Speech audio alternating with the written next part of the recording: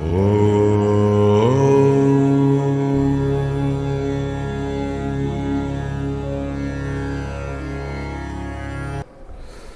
विद्यार्थियों, नमस्कार। द्वादशी वाणिज्य व्यवसाय अध्ययन की कक्षा में आपका पुनः स्वागत है। आज हम प्रबंध के सिद्धांतों की बात करेंगे कि प्रबंध के सिद्धांत क्या है। प्रबंध के बारे में तो हम पढ़ चुके हैं कि एक प्रबंधक है वो दूसरे व्यक्तियों से कार्य करवाता है, क्योंकि अकेला प्रबंधक है वो बहुत से कार्य नहीं कर सकता है। प्रबंध एक सार्वभौमिक प्रक्रिया है, सभी स्थानों पर की जाती है। सामाजिक, धार्मिक, राजनीतिक, चिकित्सा, व्यवसायिक, गैर व्यवसायिक सभी स्थानों पर प्रबंध का कार्य किया जाता है। अब बात आती है कि प्रबंध के भी कुछ सिद्धांत हैं, कुछ नियम हैं, उन नियमों के अनुसार कार्य करना पड़ता है। सबसे पहले बात आती है कि हम बात करते हैं कि सिद्धांत क्या है। कि कुछ कार्य इस प्रकार के होते हैं जो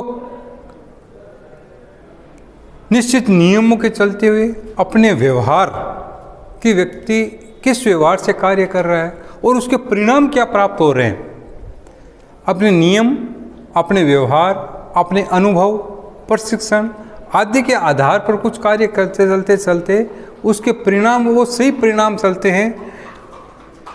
वही कार्य बार बार में व्यक्ति करता है तो वो व्यक्ति के कार्य है वो सिद्धांत बन जाते हैं। हम समाज में रहने वाले व्यक्ति हैं, समाज में हम रहते हैं, समाज के अंदर जो हम कार्य कर रहे हैं, परंपरागत कार्य चलते हुए आ रहे हैं, वो परंपरागत कार्य है वो हमारे सिद्धांत बन गए। उन सिद्धांतों, उन कार्यों के परिणाम जो है वो सफल रहे, उन कार्यों के परिणाम सफल रहने के कारण वो अपने नियम, व्यवहार में नियम बन गए, अपने व्यवहार में आ गए और वो सिद्धांत के रूप में कार्य करने लगे। सामान्य अर्थ में अगर हम सिद्धांत की बात करें तो किसी भी विषय के संदर्भ में, क्योंकि प्रबंध सार्वभौमिक है, सभी स्थानों पर किया जाने वाला है, किसी भी विषय के संदर्भ में पर्याप्त प्रमाणों के आधार पर किसी कार्य को करते करते सफलता के प्रमाण प्राप्त हो रहे हैं। पर्याप्त तर्क वितर्क के पश्चात, क्योंकि किसी भी कार्य को करने के लिए तर्क और वितर्क होते हैं, यानी पक्ष और विपक्ष दोनों रखे जाते हैं। ये कार्य हो भी सकता है और नहीं भी हो सकता है, इस कार्य को इस प्रकार से भी किया जा सकता है और इस प्रकार से भी कार्य को किया जा सकता है। अंततोगत्वा हमें सफलता प्राप्त करनी है। पर्याप्त तर्क वितर्क के बाद में ये कार्य नहीं हो तो भी ऐसा कार्य हो सकता है। पश्चात एक मत होना, मत या विचार, एक मत होना कि हाँ ये कार्य हो जाना चाहिए, अपने विचार रखना, समय और अनुभव, समय, क्योंकि वातावरण में कोई भी चीज़ स्थायी नहीं है, अगर कोई वो स्थायी है तो वो परिवर्तन है, तो समय के अनुसार उसमें परिवर्तन किया जा सकता है। और अनुभव, अपने ज्ञान, दक्षता, अनुभव, प्रशिक्षण के आधार पर एवं निरीक्षण की कसौटी पर खरा उतरता है, यानी अंततोगत्वा उसका परिणाम जो है वो सफल होता है और व्यावसायिक दृष्टि से लाभ का उसका परिणाम होता है। सिद्धांत हैं वो भी सार्वभौमिक होते हैं।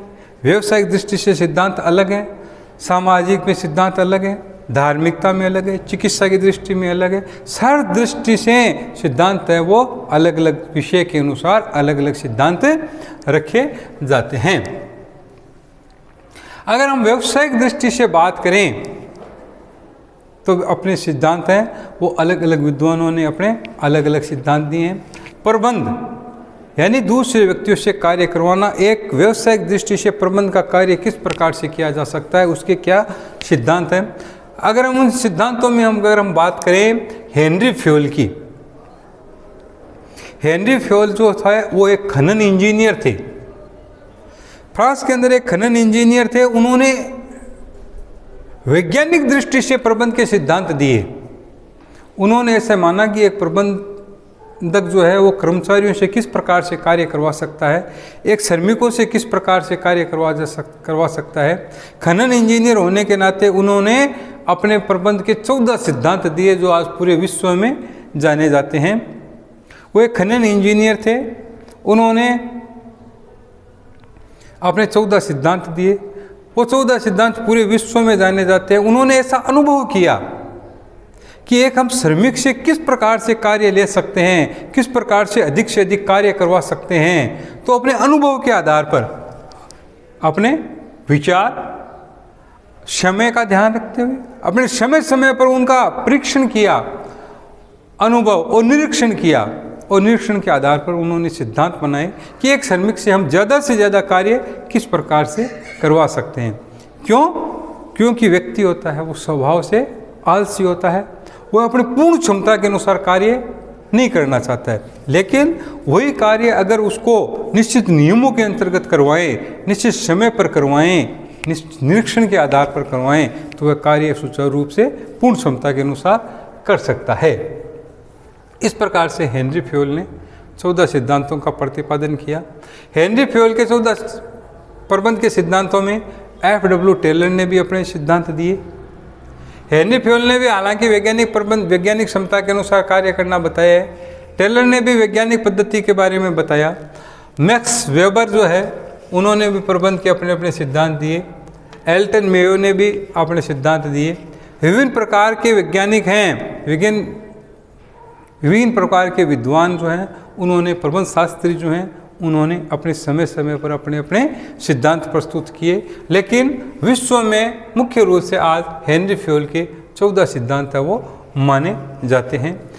फ्रांसीसी 1916 में फ्रांसीसी भाषा में अपनी पुस्तक में administration industrial et general, administration industrial et general के अंदर उन्होंने अपनी पुस्तक के अंदर इन सिद्धांतों का प्रतिपादन किया है जो पूरे विश्व में जाने जाते हैं। हेनरी फ्योल के सिद्धांतों में सबसे पहला सिद्धांत जो आता है वो है कार्य विभाजन का सिद्धांत।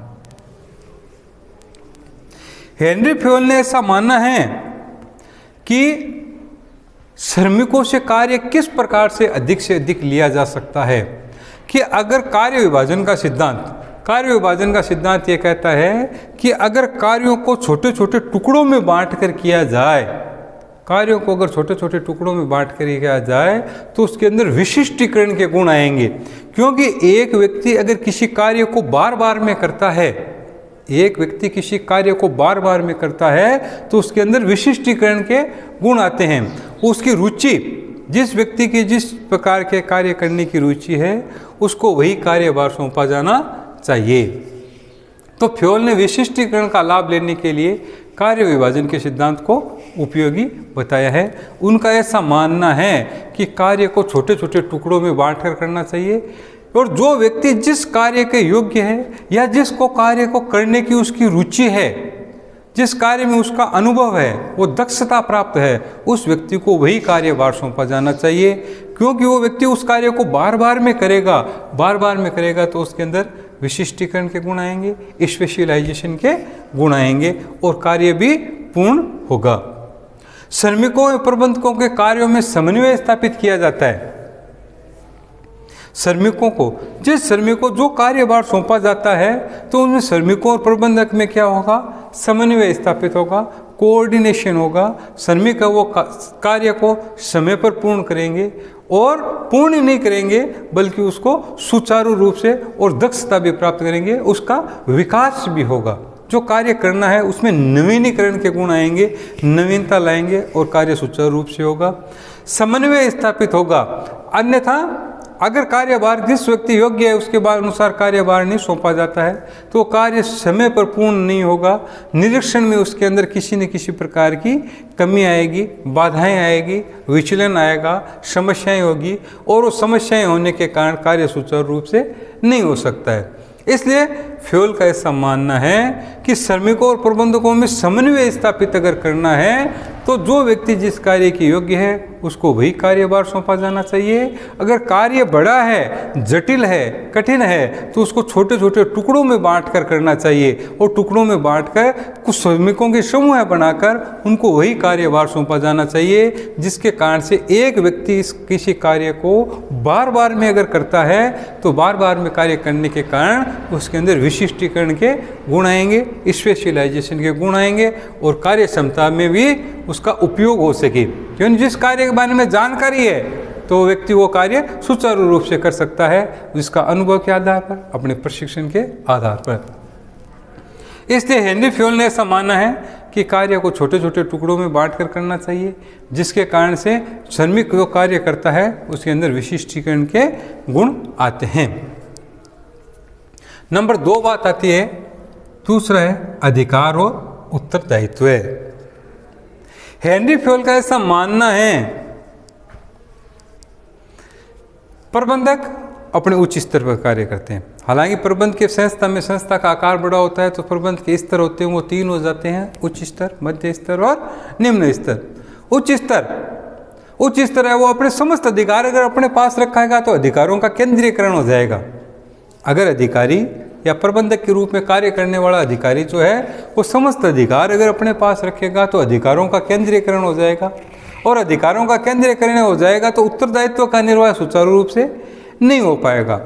ऐसा हेनरी फ्योल का ऐसा मानना है कि अधिकार और उत्तरदायित्व होना चाहिए, यानी अधिकार और उत्तरदायित्व में समानता होनी चाहिए। अपने अधीनस्थ को अधिकार सौंपे जाने चाहिए। उच्च प्रबंधक के द्वारा अपने अधीनस्थ को अधिकार सौंपे जाएंगे तो जहां पर अधिकार दिया जाएगा उत्तरदायित्व उस व्यक्ति का स्वतः ही शुरू हो जाएगा। कि उत्तरदायित्व यानी जो अधिकार दिए गए हैं वो कार्य का क्या करेगा, निष्पादन करेगा, कार्य को पूर्ण ढंग से उसे पूर्ण करेगा। इसलिए हेनरी फ्योल ने ऐसा माना है कि जिस व्यक्ति को अधिकार दिए जाते हैं उसका उत्तरदायित्व स्वतः ही शुरू हो जाता है, वह कार्य को पूर्ण निष्पादन करेगा और सफलता के साथ उसका निष्पादन करेगा। अधिकार और उत्तरदायित्व एक दूसरे के से संबंधित होते हैं तो दोनों में समानता होनी चाहिए कि जहाँ पर अधिकार दिया जाए उसका उत्तरदायित्व स्वतः ही शुरू हो जाता है। संगठन में किसी व्यक्ति को कार्यभार सौंपा जाता है तो उस व्यक्ति का उत्तरदायित्व होता है कि उस व्यक्ति वो कार्य पूर्ण करे, क्योंकि संगठन में कोई भी संस्था जहाँ पर कार्यभार सौंपा जाता है, व्यवसायिक संगठन के अंदर प्रबंध के स्तर हैं, उन स्तर के अंदर जो भी कार्यभार सौंपा जाता है उस व्यक्ति की जिम्मेदारी बनती है कि उस कार्य का निष्पादन करे और पूर्ण उत्तरदायित्व के साथ वह कार्य करे। यदि अधिकार और उत्तरदायित्व में समानता नहीं होगी, अगर अधिकार और उत्तरदायित्व में समानता नहीं होगी तो अनावश्यक रूप से केंद्रीकरण हो जाता है।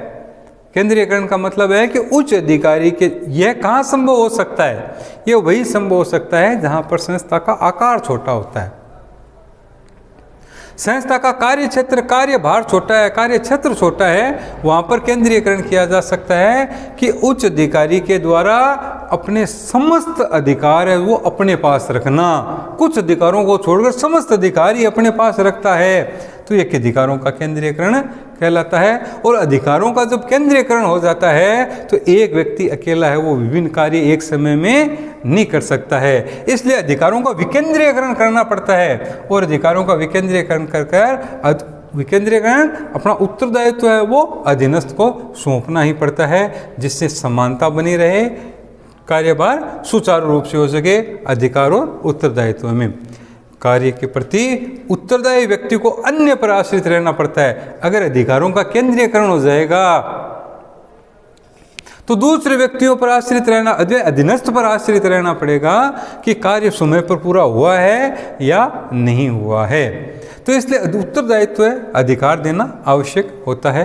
कार्य कुशलता में कमी आती है। अधिकारी तो इस बात से आश्वस्त हो जाता है कि समस्त अधिकार हमारे पास है, और जब तक उनको अधिकार नहीं दिए जाएंगे अधीनस्थ को, तो अधीनस्थ है वो आपको बताया कि प्रत्येक व्यक्ति स्वभाव से आलसी होता है, पूर्ण क्षमता के अनुसार कार्य नहीं करता है, और पूर्ण क्षमता के अनुसार कार्य करवाने के लिए अगर उसे अधिकार दे दिए जाए तो अपने उत्तरदायित्व का निर्वाह है वो स्वतः ही करता है। इस प्रकार से हम कह सकते हैं कि जहाँ पर अधिकार दिया जाता है वहाँ उस व्यक्ति का उत्तरदायित्व स्वतः ही शुरू हो जाता है। और एक संगठन में एक उच्च प्रबंधक के द्वारा अपने अधीनस्थ को अगर अधिकार दिए जाएंगे तो उनमें समानता बनी रहेगी, वो कार्य वो सुचारू रूप से करेगा, कार्य का निष्पादन है वो सुचारू रूप से करेगा। अगले नेक्स्ट चैप्टर में अपन आगे के सिद्धांतों के बारे में चर्चा करेंगे। धन्यवाद।